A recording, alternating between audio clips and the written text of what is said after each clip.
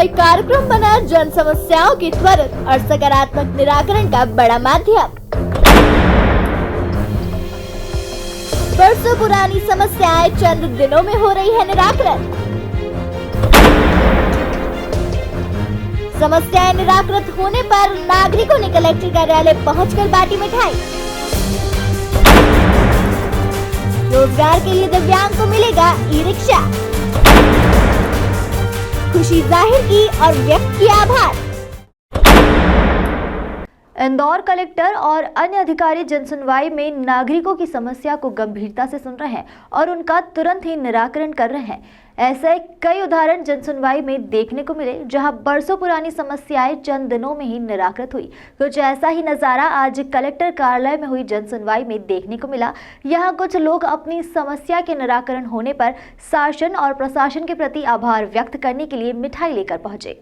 जनसुनवाई में आज इंदौर की स्कीम नंबर 140 के समीप पिपलियाहाना की कॉलोनी ब्रजनयनी के रहवासी मिठाई लेकर पहुंचे। उन्होंने कलेक्टर डॉक्टर इलैया राजा सहित सभी अधिकारियों में मिठाई बांटी और अपनी खुशी का इजहार किया। इनमें कुछ रहवासी सर्वश्री ईश्वर कलंत्री, तपन मंडल, वैभव वर्मा आदि का कहना था कि जनसुनवाई से हमारी बरसों पुरानी समस्या चंद दिनों में ही निराकृत हो गई। उन्होंने बताया कि 2 सप्ताह पूर्व जनसुनवाई में इंदौर कलेक्टर को अपनी कॉलोनी ब्रजनयनी की समस्या के संबंध में आवेदन दिया था। रहवासियों ने कॉलोनाइजर द्वारा कॉलोनी का विकास शुल्क जमा नहीं करने के कारण कॉलोनी का विकास नहीं होने की बात कही थी और भवन अनुज्ञा के संबंध में भी दिक्कत आने की बात कही थी। इसके बाद collector doctor Ilaiya Raja T ने समस्या को गंभीरता से लेते हुए कॉलोनाइजर को बुलाया और उसे विकास शुल्क लगभग 2 करोड़ 8 लाख रुपए की राशि के संबंध में बैंक गारंटी निर्देश दिए। इसके बाद कॉलोनाइजर ने 2 करोड़ रुपए से अधिक की राशि की बैंक गारंटी जमा की। इससे इस कॉलोनी के रहवासियों की बरसों पुरानी मांग पूरी हुई, जिससे सभी रहवासी बेहद खुश है। उनका कहना है कि इस कॉलोनी में लगभग 108 प्लॉट है। इन सबको समस्या से मुक्ति मिल चुकी है। उन्होंने collector doctor Ilaiya Raja T सहित शासन प्रशासन का आभार व्यक्त किया। इसके अलावा जनसुनवाई में पहुंची एक महिला को पक्का मकान, दिव्यांगों को जन सहयोग से ई रिक्शा की मदद भी करवाई गई। हाँ ठीक है, वो लगातार हम ऐसे लोग हैं मतलब है ना कि इनका जैसे हर महीने EMI जमा करने के लिए रेडी है एंड किसी को ज़्यादा सहारा नहीं है, उसके लगातार हम लोग है ना हेल्प कर रहे हैं जनसुनवाई के माध्यम से। IDA CEO से भी मेरा बात हुई है। आई थिंक IDA के माध्यम से ना आज रेड क्रॉस के माध्यम से ना फर्स्ट इंस्टॉलमेंट है वो हम लोग जमा करा देंगे उनके माध्यम से, महिला के माध्यम से, तो उनका आज है ना मकान मिल जाएगा। सिर्फ पुजारी तो आई थिंक उनको SDM से बोला था, आई थिंक फर्जी पुजारी को हटा भी दिया गया, उनका आदेश भी हो गया है। एंड उसके बाद उनका है ना लैंड है वो है ना गवर्नमेंट के पक्ष में होना चाहिए था। इसका डिक्री है ना बहुत समय पहले है ना गवर्नमेंट के विरुद्ध हुई है, तो SDM को ये डायरेक्शन दिया है कि मतलब उसका अपील है ना प्रस्तुत करे। अपील का ऑलरेडी हम लोग गवर्नमेंट से ना अनुमति भी ले चुके हैं, तो इसको हमको मॉनिटरिंग करके गवर्नमेंट के पक्ष में ना आदेश हो उसको लेकर है ना SDM को डायरेक्शन दिया कि अपील प्रस्तुत करके मॉनिटरिंग करें। तो ब्रजमोहिनी के समिति का जनरल है ना शिकायत ये थी कि उनकी कॉलोनाइजर के द्वारा बैंक गारंटी नहीं दिया जा रहा है, उसके कारण नगर निगम से डेवलपमेंटल लाइसेंस है ना नहीं मिल रही है। जनसुनवाई में आने के बाद है ना आई थिंक 2 सप्ताह के बाद उन्होंने बैंक गारंटी नगर निगम में जमा कर दिया है। नगर निगम को डायरेक्शन दिए है अभी कॉलोनी लोगों को भी है ना अपना शुल्क है वो जमा करना है। जमा करने के बाद उनका डेवलपमेंटल लाइसेंस मिल जाएगा तो वो अपना है ना कितने भी इंफ्रास्ट्रक्चरल है ना मूलभूत सुविधाएँ हैं वो डेवलप कर सकेंगे।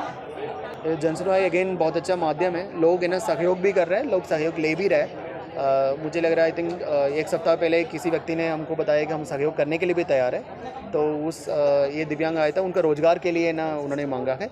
सो उस व्यक्ति किसी सहयोग देने वाले व्यक्ति से बात हुई है कि मतलब उन्होंने बोला कि 2-3 दिन के अंदर है ना उनको अपने खुद है ना ई रिक्शा दिलाने के लिए उन्होंने आश्वासन दिया है, तो डेफिनेटली उनका अच्छी कदम है। आप और लोगों से भी अपील करेंगे कि सहायता कुछ इस तरह के लोगों से जो इनकी सहायता कर सकें। डेफिनेटली हमारी है ना रेड क्रॉस है और डिस्ट्रिक्ट एडमिनिस्ट्रेशन है, हम लोग ऐसे ज़रूरतमंद लोग हैं, आर्थिक रूप से सामाजिक रूप से कमज़ोर वर्ग हैं, उनको लगातार हम लोग सहयोग करते हैं। सो आपके माध्यम से मैं अपील करता हूँ कि आप लोग है ना डेफिनेटली इसको कंट्रीब्यूट कर सकते हैं, सिर्फ कैश पे नहीं, काइन के माध्यम से भी कर सकते हैं, या कि नीड है ना काफ़ी है। आई थिंक इसके माध्यम से बहुत सारे काफ़ी सामाजिक संगठन को भी हम अपील कर सकते हैं कि ये स्वयं जनसुनवाई में भी उपस्थित हो। एंड ऐसे लोग हैं जिनकी ना वाकई में ना ज़रूरत पड़ रही है, ऐसे लोगों को है ना कुछ संगठन के माध्यम से ना हम लोग है ना आर्थिक और किस प्रकार का ज़रूरत है ना, सहायता ज़रूरत है, मतलब उनको करा सकते हैं। इवन अभी मेरा बात भी हुई है, जैसे आज भी कॉलोनी, फ्लैट, प्लॉट है ना, खरीदी का है ना, बहुत सारे मैटर्स अभी भी आ रही है। आई थिंक कुछ दिन पहले तक है ना क्रेडाई का भी लोग भी ना बैठते थे। अभी हम लोग ने क्रेडाई से भी, हम लोगों ने बिल्डर एसोसिएशन से भी है ना रिक्वेस्ट किए कि वो वापस है ना, आई थिंक जनसुनवाई में भी बैठने शुरू कर दें। सो वो एसोसिएशन भी है ना अपना इस मैटर को ले कि मतलब वो भी अपना हाथ पे ले करके ना अपने बिल्डर से कोऑर्डिनेट करते हुए सो दैट सभी लोगों की ना कोऑर्डिनेशन पे ना और ज़्यादा काम तेज़ी से हो जाएगा, एक्सपर्टाइट हो जाएगा, लोगों को है ना राहत है ना जल्दी मिल जाएगी। हमारे 27 साल पुरानी एक समस्या है। छत्री बाग में प्राचीन श्री कृष्ण मंदिर है। सुरेश प्रताप गजानन शुक्ला को कलेक्टर महोदय ने श्री कृष्ण मंदिर का पुजारी नियुक्त किया। इस मंदिर के नाम से 6.5 एकड़ ज़मीन प्रफुल्ल टाकीज के पास में है, जो पुजारी को खेती करके भरण पोषण करने के लिए नियत है। पुजारी ने 1982 में नियुक्ति हुई। 2 साल बाद कलेक्टर महोदय के खिलाफ न्यायालय में मुकदमा लगा दिया कि ये मंदिर तो हमारा निजी मंदिर है और इस मंदिर के नाम से जो ज़मीन है वो भी हमारी हुई। इसके बाद उस ज़मीन पर लोकनायक नगर नाम से अवैध कॉलोनी काटकर 400 प्लाट बेचकर करोड़ों रुपए कमा लिए। अब वो मंदिर को खोलता ही नहीं है, बरसों से बंद पड़ा हुआ है। किसी अन्य व्यक्ति को प्रवेश नहीं देता कि ये मेरा निजी मंदिर है, मेरी जब मर्जी है जब खोलूँ। तो उस मामले को लेकर हम 27 साल से प्रयास कर रहे थे। 6 दिसंबर को कलेक्टर साहब को हमने आवेदन दिया। 12 तारीख को कलेक्टर महोदय ने पुजारी पद से सुरेश प्रताप गजानन शुक्ला को हटा दिया। आज दूसरी एक मांगनी की थी कि सर आपके खिलाफ जो न्यायालय की एक पक्षीय डिग्री है उसकी अपील नहीं कर रही है। उसकी अपील हो जाए तो पुलिस कठोर कार्रवाई करे पुजारी की। इसके लिए हम आए थे और स्वागत के लिए बुक्का दिया साहब को कि आपने हमारी समस्या हल कर दी, आपका धन्यवाद।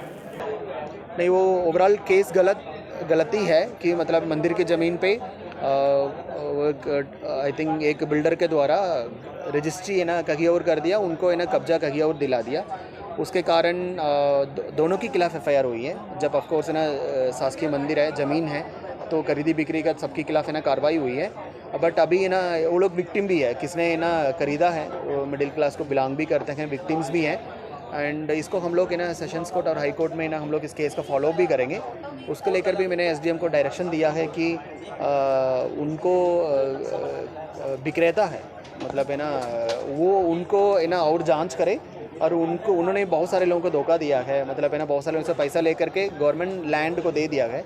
तो उनको भू माफिया कंसिडर करते हुए उनके खिलाफ है ना कार्रवाई करने के लिए डायरेक्शन, पैसा दिलाने की भी बात है। हाँ, मतलब भू माफिया जब कंसिडर होंगे ऑब्वियसली उनको इधर उन सारे लोगों को उनको है ना पैसा वापस लौटाना पड़ेगा या फिर है ना उनके खिलाफ हम लोग है ना सख्त कार्रवाई करेंगे। सिर्फ दिव्यांग आया, क्या मामला है? 2014 में हम लोगों ने प्लाट किया था एलिसन पार्क पे जो है सुपर कॉरिडोर पे जो है प्लाट कट रहे थे और 16 में हम लोगों की रजिस्ट्री हो गई है और उन्होंने बोला था कि हम जो है 1 साल के अंदर अंदर जो है कॉलोनी को डेवलप करके जो है आप लोगों को जो है कब्जा दे देंगे। लेकिन आज तक उन्होंने अभी कोई कब्जा नहीं दिया है और हम लोग जो है पीड़ित हैं, परेशान हैं। प्लाट हम लोगों को नहीं मिल पाया। लोग हैं? करीब जिसमें से 100 लोग के आसपास हैं। क्या नाम है इसका कॉलोनाइजर? ये जो है अंकित श्रीवास्तव और अभिषेक श्रीवास्तव जो है इन लोगों ने जो है प्लाट काटा था। उसमें एक महेश चौहान जी भी एंट्री हो गई है, उनकी भी एंट्री हो गई। उन्होंने आश्वासन दिया था कि हमने इसको हैंड ओवर ले लिया है, हम आप लोगों को बहुत जल्दी जो है इसका जो है प्लाट आवंटित कर देंगे। मतलब आपको अभी प्लाट आवंटन नहीं? हाँ, कब्जा नहीं मिला, विकास कार्य नहीं हुआ, कोई नहीं हुआ। सर मैं कलेक्टर साहब से मिलने आई थी। आज मेरा बेटा कृष्णराज चौधरी जो कि 9 साल का है, डाउन सिंड्रोम है, उसे स्पीच थेरेपी की ज़रूरत है। तो सर ने हमें जिला हॉस्पिटल के बड़े डॉक्टर से थेरेपी करने का आश्वासन दिया है ताकि उनके सहयोग से मेरा बच्चा बोल सके और उसका जीवन वो अच्छे से जी सके, उसका सारा काम कर सके। एक ब्रजमोहिनी कॉलोनी थी जो लगभग 1985 में कटी थी। तो 85 से कटने के बावजूद उस कॉलोनी के अंदर हमको डेवलपमेंट परमिशन नहीं थी। उसके कई कारण थे, तो वो सारे कारणों को कलेक्टर साहब ने दूर करवाया। खासकर जैसे उसमें जो गारंटी थी, वो गारंटी जो है विकास की जो गारंटी जमा करनी थी, वो गारंटियाँ जमा ही नहीं कराई जा रही थी। यद्यपि हम सब प्लॉट होल्डर्स ने कॉलोनाइजर को पैसा दिया था, लेकिन वो पैसा उन्होंने कहीं और लगा दिया, किसी कोई और ज़मीन खरीद ली थी। तो वो अभी उन्होंने वो सारा जो है वो पैसा उनसे वापस हमें दिलवाया, नगर निगम में जमा करवाया और इस वजह से वो गारंटी की प्रॉब्लम सॉल्व हुई और जो है डेवलपमेंट परमिशन मिलने की दिशा में एक बहुत बड़ा काम हुआ। तो उसके लिए हम कलेक्टर साहब का धन्यवाद ज्ञापित करने आए थे, क्योंकि उन्हीं की वजह से ये काम इतनी जल्दी संभव हो सका, अन्यथा हम लोग आशा खो बैठे थे। कितना समय हो गया था? हम लोग, मेरे को खुद को 16 साल से मेहनत करते करते मुझे हुआ। इसके पहले जो लोग थे लगभग 15 साल उन्होंने काम किया, तो 31 साल पुरानी कॉलोनी का आज उद्धार हुआ है। जन सुनवाई का असल मकसद होता है आम जनता के हितों की रक्षा करना, आम जनता की परेशानियों को दूर करना। आम जनता की परेशानियों को दूर करने में पिछले कई वर्षों से शासन की तरफ से जन सुनवाई चल रही है, किंतु जन सुनवाई में हल निकलना अपने आप में यह बड़ा काम है। इस कहावत को चरितार्थ किया है इंदौर कलेक्टर टी इलैया राजा ने। इन्होंने बता दिया कि असल जन सुनवाई क्या होती है। जनता जो भी इनके पास परेशानी लेकर के आती है त्वरित हल निकाल करके देते हैं। उन्होंने अपनी पूरी टीम में एडीएम, एसडीएम, तहसीलदार सभी को ये निर्देशित करा है कि जन सुनवाई प्राथमिकता में रहेगी। आम जनता की किसी भी प्रकार की परेशानी नहीं होना चाहिए। आम जनता को सुविधाएं देना शासन का काम है, यही उन्होंने बताया है।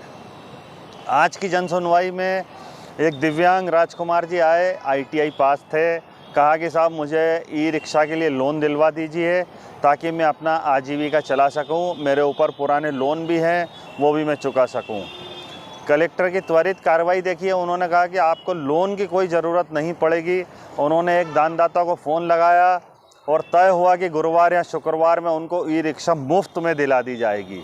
यह होता है शासन। अगर शासन चाहे तो सब कुछ आप कर सकते हैं, यह बता दिया उन्होंने। कलेक्टर चाहे तो क्या नहीं कर सकता। हाथों हाथ त्वरित निदान दे दिया। दूसरा मामला आप देखिए कि एक उर्मिला सूर्यवंशी जी सहायक शिक्षिका के रूप में रिटायर हुई हैं, जो कि मार्च में ही रिटायर हुई हैं। उनका आज तक PPF का कार्ड नहीं बन पा रहा था, मतलब उनका पेंशन फिक्सेशन का आज तक डिसाइड नहीं हो पा रहा था। कलेक्टर ने शिक्षा विभाग को हाथों हाथ निर्देशित करते हुए जो बाबू वो कार्ड नहीं बना रहा था उसकी तनख्वाह रोकने का कह दिया उन्हें, और जिला शिक्षा अधिकारी से यह भी कह दिया कि आपकी और बाबू की तनख्वाह तब तक रुकी रहेगी जब तक इनका PPF कार्ड नहीं बन जाएगा। पहले इनका कार्ड बनेगा, फिर आपकी तनख्वाह रिलीज़ होगी। मैं कमल कस्तूरी, द नेशन टाइम के लिए।